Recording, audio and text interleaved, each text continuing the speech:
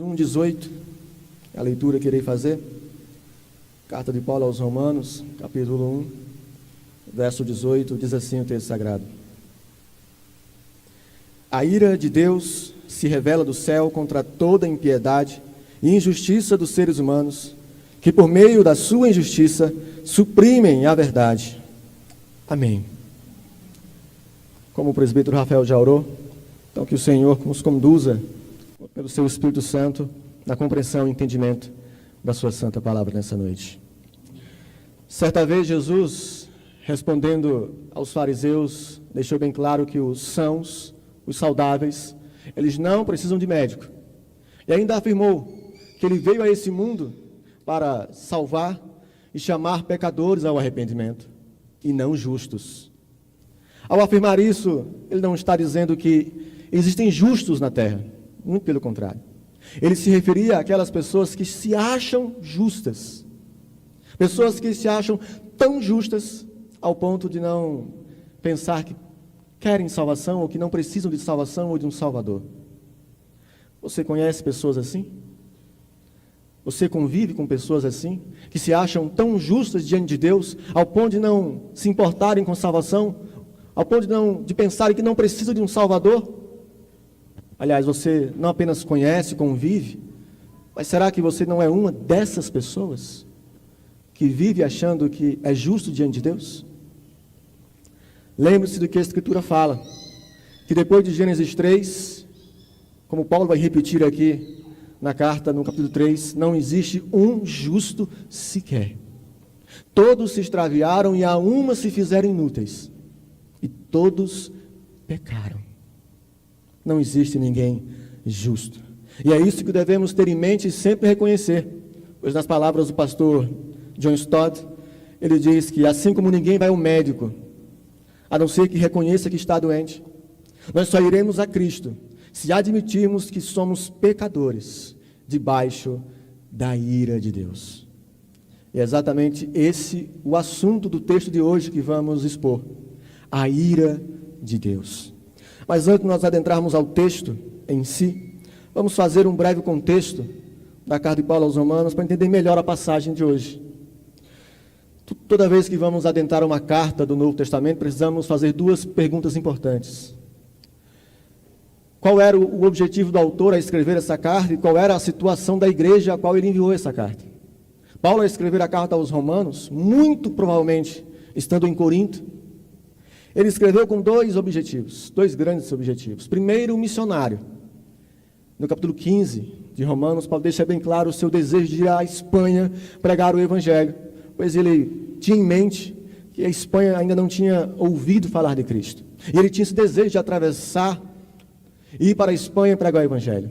Então ele resolve escrever essa carta aos Romanos para se apresentar à igreja de Roma, tendo em vista que essa igreja de Roma não foi Paulo que plantou, não foi ele que fundou, ele não conhecia a igreja pessoalmente. Por isso ele escreve essa carta se apresentando à igreja de Roma. Por isso ele gasta 7 versículos, de 1 a 7, se apresentando aos irmãos de Roma, para que a igreja o recebesse, o conhecesse por meio dessa carta e o ajudasse, não só por orações, mas também financeiramente, para que ele chegasse à Espanha. Só que nós não sabemos se Paulo realmente chegou à Espanha. Não temos essa certeza, mas que ele tinha esse desejo, isso nós temos essa certeza. Mas o outro objetivo que Paulo tinha ao escrever a carta aos Romanos era teológico, digamos assim. A igreja de Roma era formada basicamente de duas classes: cristãos, judeus e gentios. E a igreja estava numa situação, além de perseguição externa, internamente estava passando por uma crise. A igreja estava praticamente dividida. Havia uma disputa entre a igreja de Roma, quem eram os mais importantes no plano de Deus, no reino de Deus. Se eram os judeus, aqueles que eram o povo de Deus etnicamente falando, e que tinha a lei de Deus, ou se eram os gentios, que agora faziam parte do reino de Deus por causa de Cristo Jesus. Então Paulo escreve essa carta para tentar sanar esse problema, essa divisão que estava dentro da igreja. E ele faz isso a partir do verso 18, mais especificamente, do capítulo 1, até o capítulo 11 da carta. Praticamente ele vai expor sobre a doutrina da justificação pela fé. Vai mostrar que tanto os judeus quanto os gentios, independente de circuncidados ou não, de ter a lei ou não, todos agora fazem parte do plano de Deus somente pela fé em Cristo Jesus. E Paulo começa a falar sobre isso a partir do verso 18, começando a mostrar logo de cara aos irmãos de Roma e a nós, a real condição da humanidade diante de Deus. Ele começa exatamente por isso. É interessante que no verso 17, que os irmãos viram semana passada, Paulo diz que no Evangelho é que se revela a justiça de Deus. Uma frase linda, uma afirmação belíssima. Lá no capítulo 3, quando chegarmos lá, no verso 21, ele vai dizer que essa justiça vem do próprio Deus, se manifesta a partir do próprio Deus. São duas frases quase que semelhantes, mas só que entre essas duas frases, Paulo começa o verso 18 com uma frase, no mínimo, aterrorizante. Ele diz no verso 18 que a ira de Deus se revela do céu contra toda impiedade e injustiça dos homens. Meus irmãos, ele começa com essa frase terrível, horripilante, assustadora para alguns, mas devemos entender que ela realmente deve ser entendida como assustadora e horrível, porque ao afirmar isso, Paulo mostra que Deus está irado. Sua ira se revela dos céus. É interessante que algumas pessoas não conseguem nem fazer diferença entre ira de Deus e ira humana. Acham que nem Deus pode se irar, que Deus é só amor. Mas, meus irmãos, Deus se ira, e essa ira é por conta de nossos pecados. E a nossa ira, a ira humana, se difere da de Deus. A nossa ira humana nem sempre ela é santa. A nossa ira, na maioria das vezes, ela é acompanhada, influenciada de maldade e de injustiça. A de Deus não. Além de ser santa, é uma ira justa. É uma ira contra pecadores que o afrontaram. Uma verdade incontestável é: Deus se ira contra pecadores. Mas o que é essa ira de Deus? O que significa esta ira de Deus que se revela do céu contra todos os homens? Nas palavras do pastor John Stott, mais uma vez, ele diz que graça é Deus agindo graciosamente na vida do pecador. A ira de Deus é Deus agindo com ira contra o pecado e o pecador que o comete. Sendo assim, esse é o nosso grande problema, porque todos nós somos pecadores. Como Paulo vai deixar bem claro ao longo da exposição dessa carta, todos nós somos pecadores, pecamos contra Deus e separados deles ficamos por conta de nosso pecado. E por isso, nós temos a chance e por isso, nós nascemos debaixo do pecado e da ira de Deus. Nós vivemos debaixo da ira de Deus. E talvez alguns vão morrer debaixo da ira de Deus, a não ser que escape dela. E essa é a questão de hoje. Essa é a grande pergunta. Como escapar da ira de Deus? Como escapar da ira divina que vem em nossa direção? É por isso que nós precisamos de salvação. É por isso que nós precisamos do Evangelho, para que a ira de Deus sobre nós seja aplacada. Mas precisamos entender melhor como escapar da ira de Deus. O que fazer para escapar da ira divina? Entre os versos 18 a 32 de hoje, Paulo nos oferece pelo menos 3 respostas de como devemos fazer para escapar da ira de Deus. A primeira delas está entre os versos 18 a 21, onde Paulo nos diz que para nós escaparmos da ira de Deus, primeiro precisamos entender a razão da ira de Deus. Qual a razão de Deus estar irado contra a humanidade? No verso 16, que vimos semana passada, Paulo diz: não me envergonhe do Evangelho, porque ele é o poder de Deus para a salvação de todo aquele que nele crê. E por que o Evangelho é o poder de Deus para a salvação? Paulo responde no verso 18, que acabamos de ler: porque a ira de Deus se revela do céu contra toda impiedade e injustiça dos homens. Deus está irado contra o pecado dos homens. A ira de Deus, como Paulo aqui destaca, é uma ira que está em curso no tempo presente. Ela é revelada, ou seja, ela já vem sendo aplicada ao longo da história da humanidade. Está em curso essa ira. E contra quem vem essa ira, ou contra o quê? Contra toda impiedade, contra toda injustiça dos seres humanos. Segundo os comentaristas, impiedade é aqueles pecados que nós cometemos contra Deus. Injustiça é aqueles pecados que cometemos contra o próximo. Deus vem de encontro com sua ira a esses homens, a todos os seres humanos, que por meio da sua injustiça suprimem a verdade de Deus. Deus está irado, e sua ira vem de encontro a toda injustiça, a toda impiedade, contra todos os seres humanos, como está bem claro, todos os seres humanos que suprimem a verdade de Deus. A pergunta é, o que é essa verdade que os seres humanos suprimem, detêm, negam, que vem de Deus? Versos 19 e 20, Paulo diz: pois o que se pode se conhecer a respeito de Deus é manifesto entre eles, porque Deus lhe manifestou, porque os atributos invisíveis de Deus, isto é, o seu eterno poder e a sua divindade, claramente se reconhecem desde a criação do mundo, sendo percebidos por meio das coisas que Deus fez. Por isso, os seres humanos são indesculpáveis.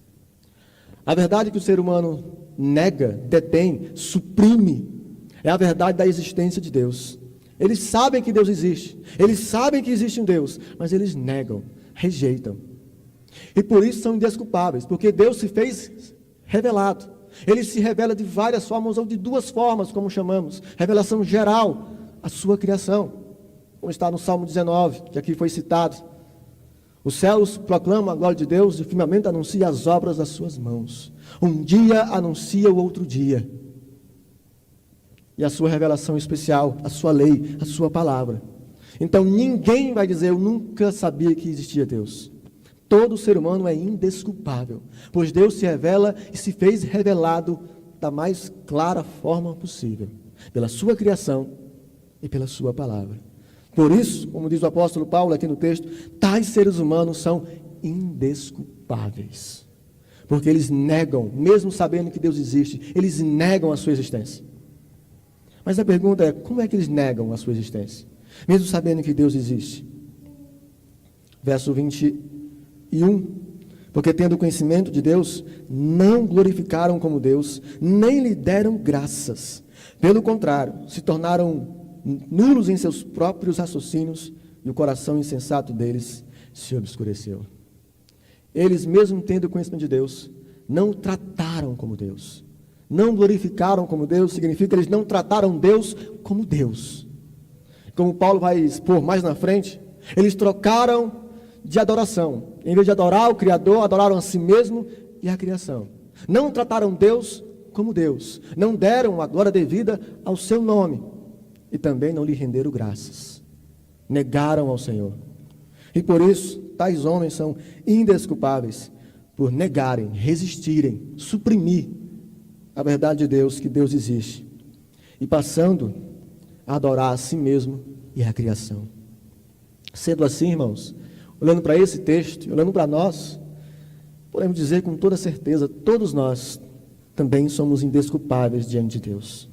Porque de modo semelhante ao que é descrito aqui, nós não só deixamos de tratar Deus, como hoje nós fazemos pior. Hoje nós nos tratamos como se fôssemos Deus. Viremos egoístas, orgulhosos, presunçosos. Passamos a viver pensando só em nós mesmos, achando que tudo gira ao nosso redor, esquecendo que existe um Deus que controla todas as coisas. E por isso, assim como está o texto, nós não tratamos Deus como Deus, por vezes, e nem lhe rendemos graças, como lhe é devido. Por isso, todos nós estamos nessa condição de pecadores, todos nós estamos debaixo da ira de Deus. E o que esse texto nos convida? Nos convida ao arrependimento. Nos convida a nos arrepender. De quê? Nos arrepender de passar uma vida inteira vivendo uma vida centrada em nós mesmos, sendo que devia passar a vida inteira centrada em Deus. Nos arrepender de sermos egoístas, presunçosos, orgulhosos. Nos arrepender de esquecer de Deus, esquecer que existe um Deus, ou negar a sua existência, de várias maneiras. E sendo assim, nós também estamos todos debaixo da ira de Deus, e precisamos nos arrepender dos nossos pecados. E essa é a condição não só daqueles que ouvem a sua palavra diariamente, como nós aqui. Essa é a condição também de todos aqueles que também nunca ouviram o Evangelho. Alguns pensam, aqueles tribos que estão afastadas do convívio social, que nunca ouviram falar de Cristo, eles também estão debaixo da lei de Deus? Estão, porque o texto é bem claro, a condição de todos nós estarmos debaixo da lei de Deus, não é porque deixamos de ouvir ou não o Evangelho, é porque rejeitamos a Deus e a sua existência. Nós o negamos, mesmo sabendo que existe um Deus, nós negamos. É por isso que temos várias religiões, várias seitas, vários deuses. Porque o ser humano no íntimo ele sabe, existe um Deus, mas ele nega o Deus verdadeiro. Então, a condição de todos é pecadores debaixo da ira de Deus. Tanto aqueles que nunca ouviram o Evangelho, porque estão afastados do convívio social, tanto aqueles que estão próximos a nós. Seus amigos, seus colegas, no trabalho, na família, na escola, esses também estão debaixo da ira de Deus. Esses também estão debaixo da condenação do pecado. Esses também precisam da única saída que a Escritura oferece. A única saída profunda e reveladora é a pregação do Evangelho. Como Paulo deixou bem claro, Romanos 1,16, o Evangelho é o único poder de Deus para a salvação de todo aquele que nele crê. Então essa é a razão de nós estarmos debaixo da ira de Deus, porque pecamos, negamos a sua existência. Em segundo lugar, Paulo agora nos convida não só a entender a razão da ira de Deus, mas a ver as consequências da ira de Deus, ou as consequências de negar a Deus. Por isso ele está irado, porque nós o negamos. E quais as consequências dessa ira de Deus, que é revelada dos céus contra todos nós? Verso 22 ao verso 25, Paulo continua e no verso 22 ele diz, dizendo que eram sábios, se tornaram tolos, e trocaram a glória do Deus incorruptível por imagens semelhantes ao ser humano corruptível, às aves, aos quadrúpedes e aos répteis. Os homens, por negarem a Deus sua existência, como foi descrito anteriormente, os homens se acharam os melhores, se acharam os homens mais sábios do mundo, os mais inteligentes do mundo, os mais satisfeitos do mundo, mesmo sem Deus. Mas Paulo deixa bem claro que esses homens, os seres humanos, por terem negado a Deus ou se afastado de Deus por conta do pecado, esses homens se tornaram tolos, nulos em seu conhecimento, confusos e em trevas. Por isso, Paulo deixou bem claro, essas pessoas que não creem em Deus ou que estão afastadas de Deus, que se acham muito inteligentes, que se acham por conta de seus vários aspectos ou várias convicções pessoais, a Escritura chama eles de loucos, tolos, porque eles passaram, como diz o apóstolo Paulo, deixaram de adorar a Deus e adoraram a criação. Deixaram de adorar o Deus incorruptível para adorar o ser humano e a criação que é incorruptível, que é corruptível. Por isso, esses homens, Deus os entregou ao próprio juízo. É o que diz no verso 24. Por isso Deus os entregou à impureza pelos desejos do coração deles, para desonrarem o seu corpo entre si. Deus os entregou, esses homens, às suas próprias paixões. Deus entregou esses homens aos seus próprios pecados, como uma forma de punição, como um juiz que entrega alguém a um soldado penal. Entregue ele ao seu próprio juízo, entregue eles ao seu próprio pecado, aos seus próprios desejos. Deixe eles ser governados agora pelos seus próprios desejos pecaminosos. Isso é uma forma da ira de Deus, da punição de Deus na vida do homem. Deus vem punindo o ser humano, deixando-o entregar às suas próprias paixões, aos seus próprios pecados, aos seus próprios desejos. E a consequência disso é duas. Primeiro, eles ficam aprisionados em seus próprios desejos, em seus próprios desejos pecaminosos. É o que Paulo vai deixar bem claro em Romanos 5,6, escravos do pecado. Os homens foram entregues por Deus na sua vida pecaminosa, como forma de punição, e a consequência é escravizados pelo seu próprio pecado. E mais, insatisfeitos. Os homens nunca estão satisfeitos. Sempre quer mais.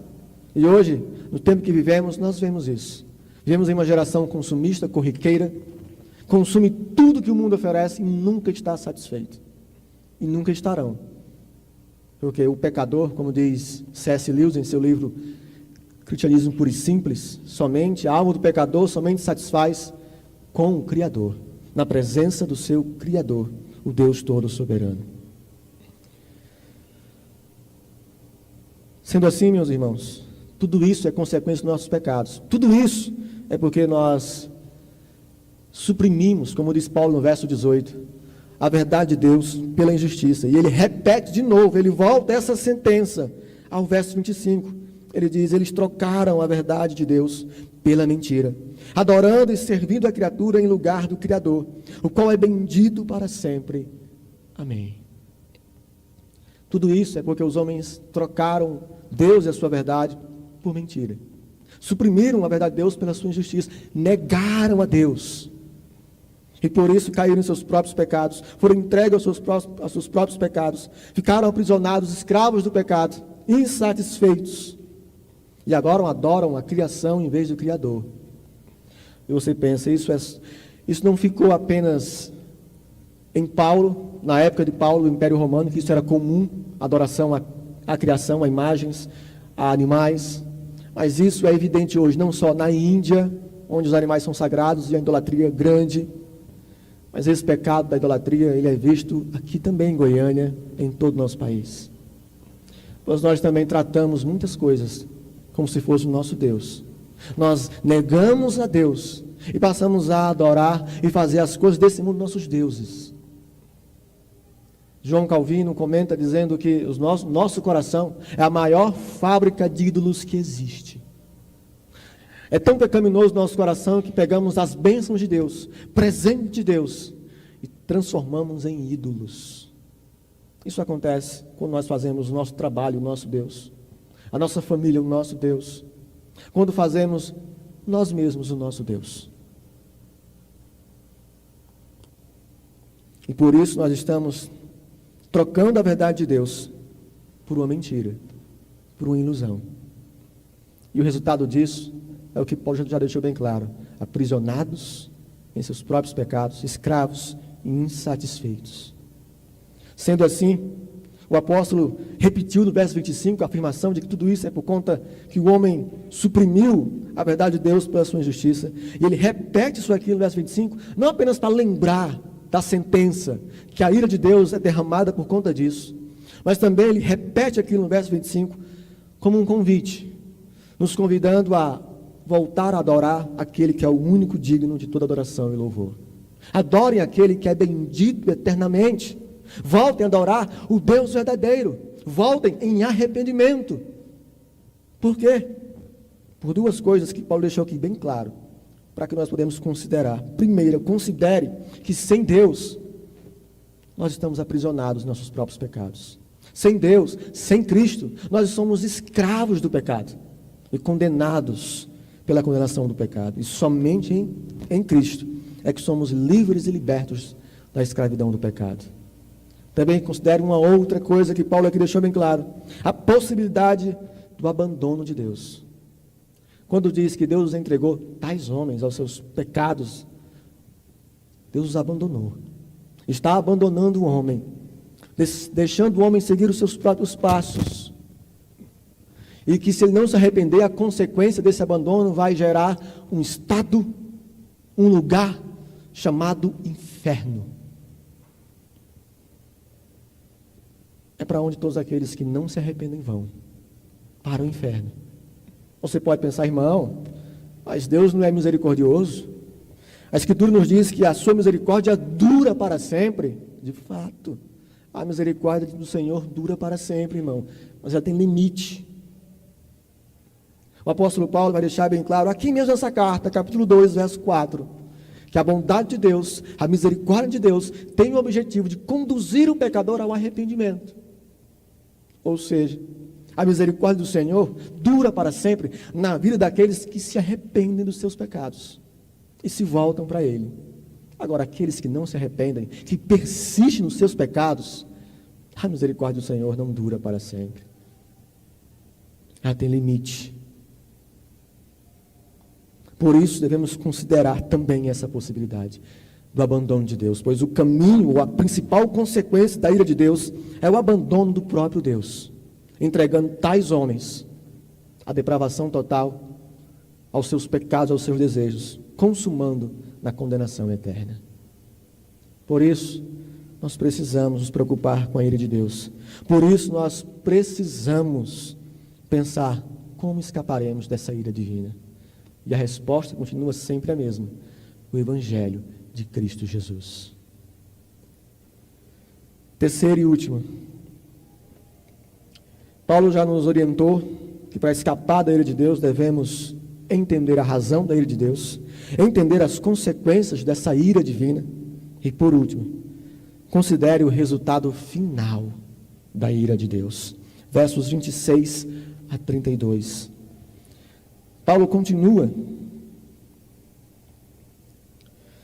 o seu relato, mostrando o que acontece com aqueles que se afastaram de Deus, que negam a existência de Deus, ao qual Deus está irado. E ele continua mostrando essa consequência do abandono de Deus, e mostrando que esse abandono, esse entregar, como falei, é juízo de Deus.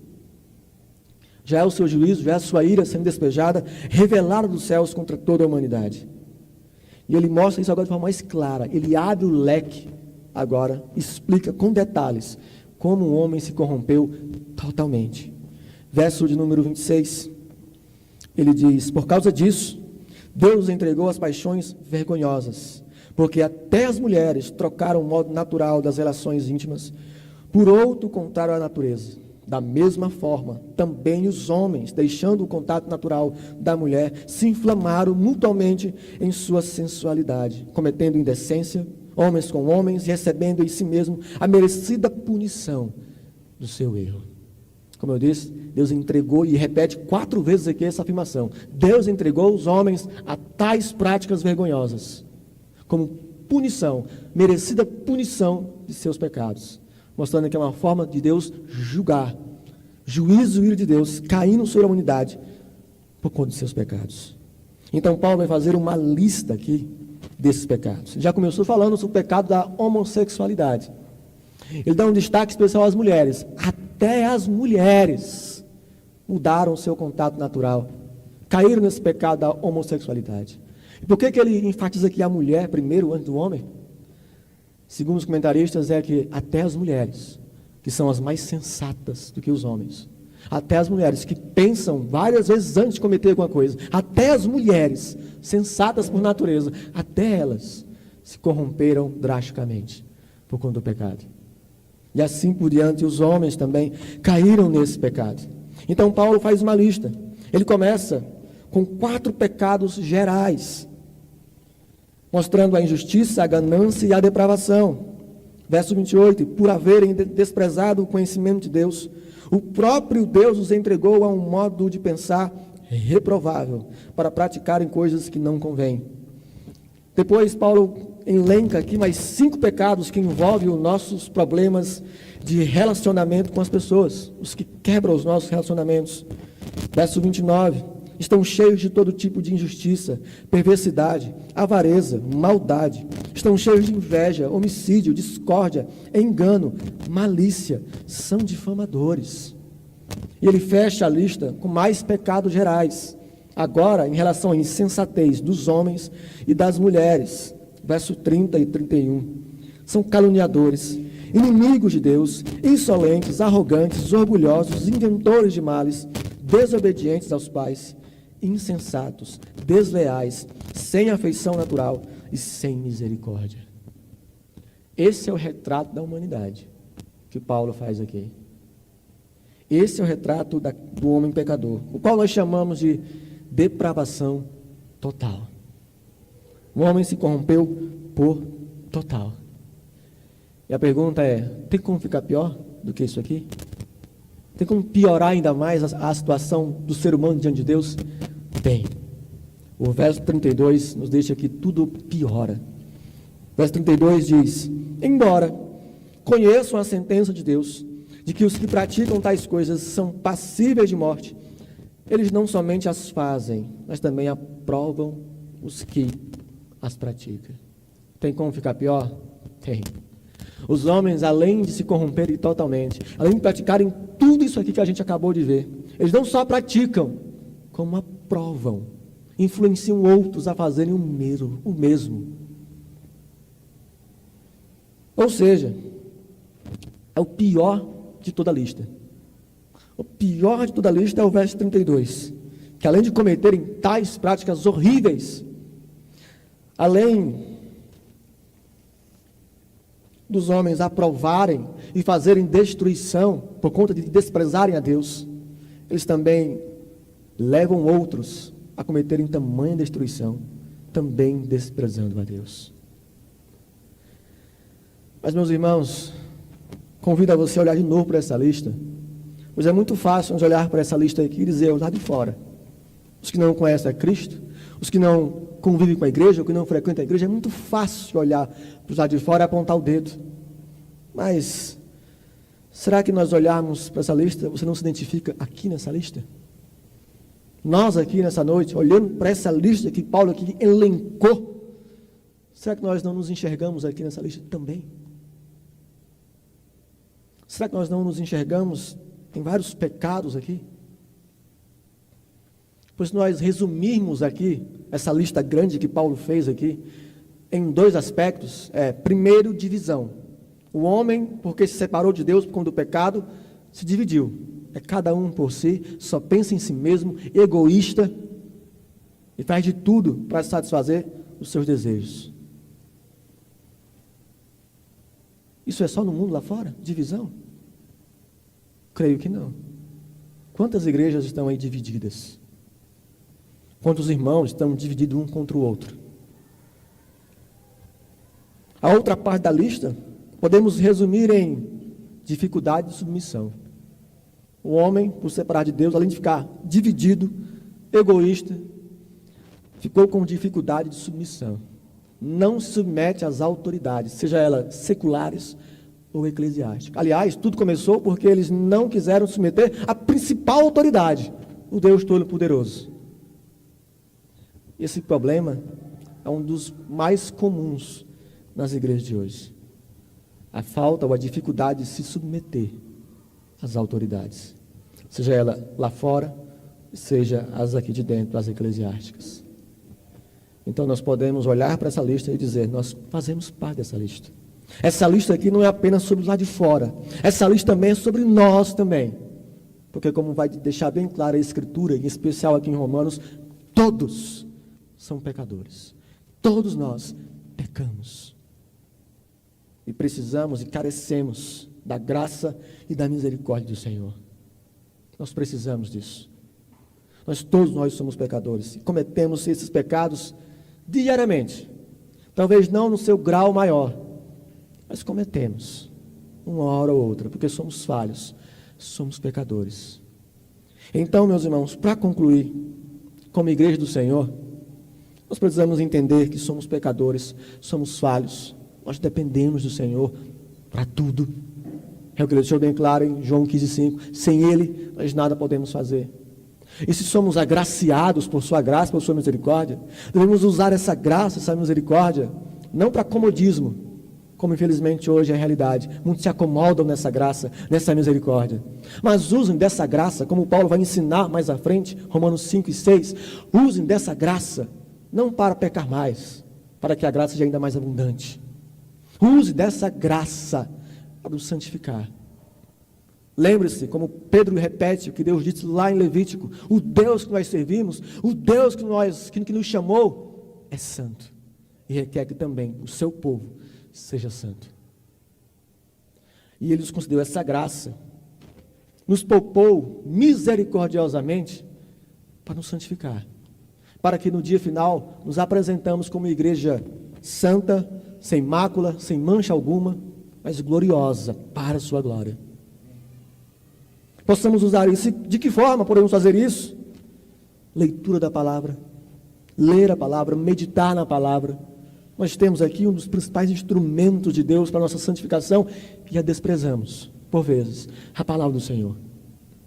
Hoje muitos tratam a palavra apenas como se fosse mais um elemento culto, ou um objeto, um acessório do crente.